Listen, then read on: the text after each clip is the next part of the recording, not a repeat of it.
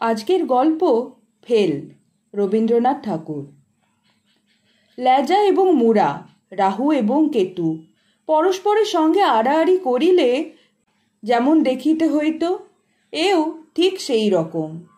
প্রাচীন হালদার বংশ দুই খণ্ডে পৃথক হইয়া প্রকাণ্ড বসত বাড়ির মাঝখানে এক ভিত্তি তুলিয়া পরস্পর পিঠাপিঠি করিয়া বসিয়া আছে। কেহ কাহারও মুখদর্শন করে না। নবগোপালের ছেলে নলিন এবং ননীগোপালের ছেলে নন্দ এক বংশজাত, এক বয়সী, এক স্কুলে যায় এবং পারিবারিক বিদ্বেষ ও রেষারেষিতেও উভয়ের মধ্যে সম্পূর্ণ ঐক্য। নলিনের বাপ নবগোপাল অত্যন্ত কড়া লোক, ছেলেকে হাঁপ ছাড়িতে দিতেন না। পড়াশুনো ছাড়া আর কথা ছিল না। খেলা, খাদ্য ও সাজসজ্জা সম্বন্ধে ছেলে সর্বপ্রকার শখ তিনি খাতাপত্র ও স্কুল বইয়ের নিচে চাপিয়া রাখিয়াছিলেন। নন্দর বাপ ননীগোপালের শাসন প্রণালী অত্যন্ত শিথিল ছিল। মা তাহাকে অত্যন্ত ফিটফাট করিয়া সাজাইয়া স্কুলে পাঠাইতেন। আনা তিনেক জলপানিও সঙ্গে দিতেন। নন্দ ভাজা মশলা ও কুলফির বরফ, লাছিম ও মার্বেল গুলিকার ইচ্ছামতো ভাগ বিতরণের দ্বারা যশস্বী হইয়া উঠিয়াছিল। মনে মনে পরাভব অনুভব করিয়া নলিন কেবলই ভাবিত, নন্দর বাবা যদি আমার বাবা হইত এবং আমার বাবা যদি নন্দর পিতৃস্থান অধিকার করিত, তাহা হইলে নন্দকে মজা দেখাইয়া দিতাম। কিন্তু সেরূপ সুযোগ ঘটিবার পূর্বে ইতিমধ্যে নন্দ বৎসরে বৎসরে প্রাইজ পাইতে লাগিল। নলিন রিক্ত হস্তে বাড়ি আসিয়া স্কুলের কর্তৃপক্ষদের নামে পক্ষপাতের অপবাদ দিতে লাগিল। বাপ তাহাকে অন্য স্কুলে দিলেন, বাড়িতে অন্য মাস্টার রাখিলেন। ঘুমের সময় হইতে 1 ঘণ্টা কাটিয়া পড়ার সময়ে যোগ করিলেন, কিন্তু ফলে তারতম্য হইল না। নন্দ পাশ করিতে করিতে বিয়ে উত্তীর্ণ হইয়া গেল।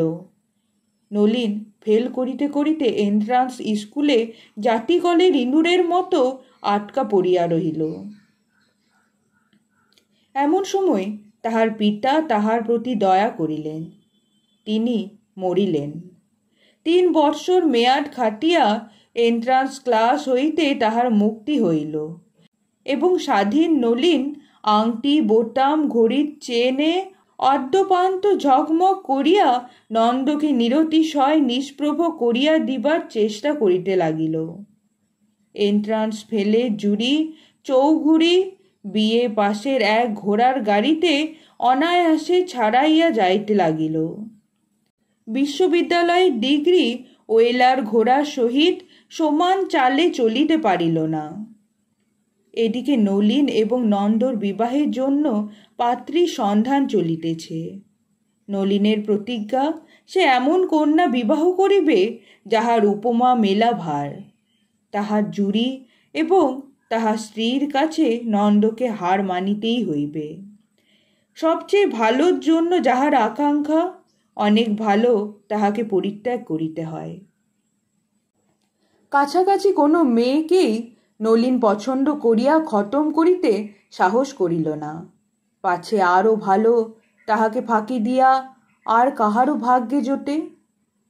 অবশেষে খবর পাওয়া গেল, রাওয়ালপিন্ডিতে এক প্রবাসী বাঙালির এক পরমা সুন্দরী মেয়ে আছে। কাছের সুন্দরীর চেয়ে দূরের সুন্দরীকে বেশি লোভনীয় বলিয়া মনে হয়। নলিন মাতিয়া উঠিল। খরচপত্র দিয়া কন্যাকে কলিকাতায় আনানো হইল। কন্যাটি সুন্দরী বটে। নলিন কহিল, যিনি যাই করুন, ফস করিয়া রাওয়ালপিন্ডি ছাড়াইয়া যাইবেন এমন সাধ্য কাহারও নাই। অন্তত এ কথা কেহ বলিতে পারিবে না যে এ মেয়ে তো আমরা পূর্বেই দেখিয়াছিলাম, পছন্দ হয় নাই বলিয়া সম্বন্ধ করি নাই।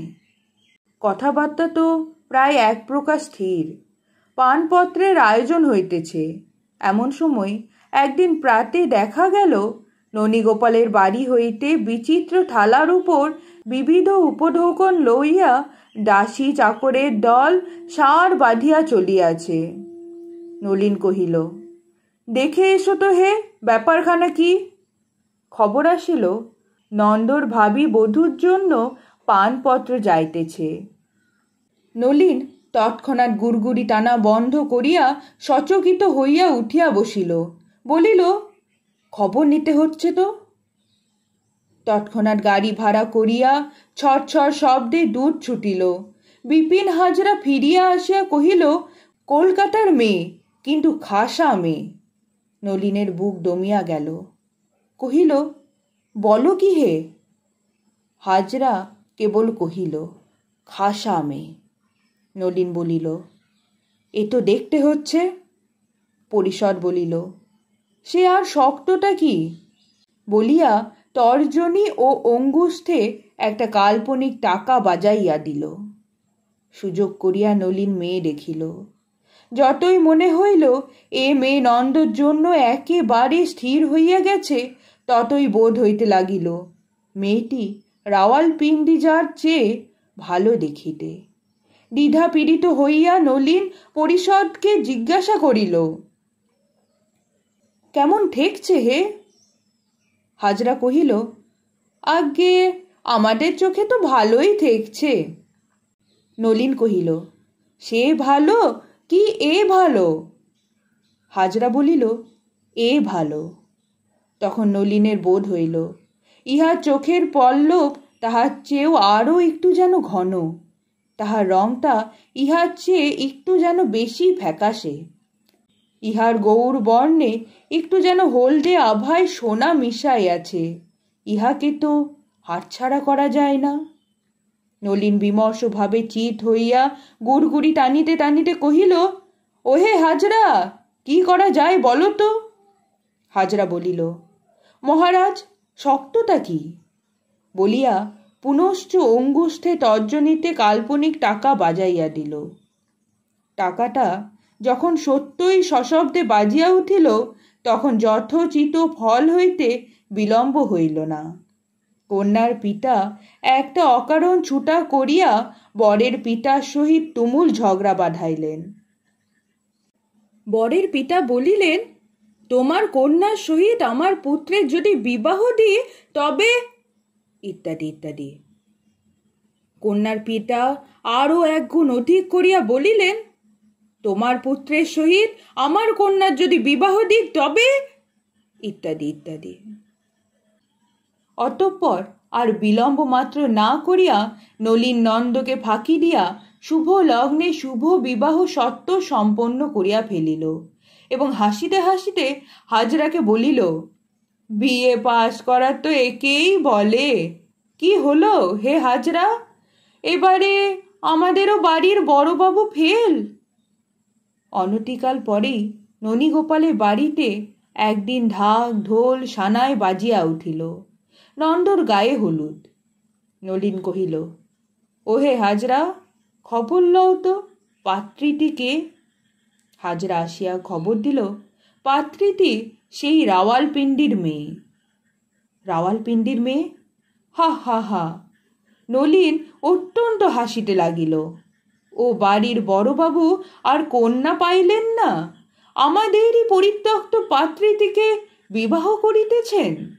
হাজরাও বিস্তর হাসিল, কিন্তু উত্তরোত্তর নলিনের হাসির আর জোর রহিল না। তাহার হাসির মধ্যে কীট প্রবেশ করিল।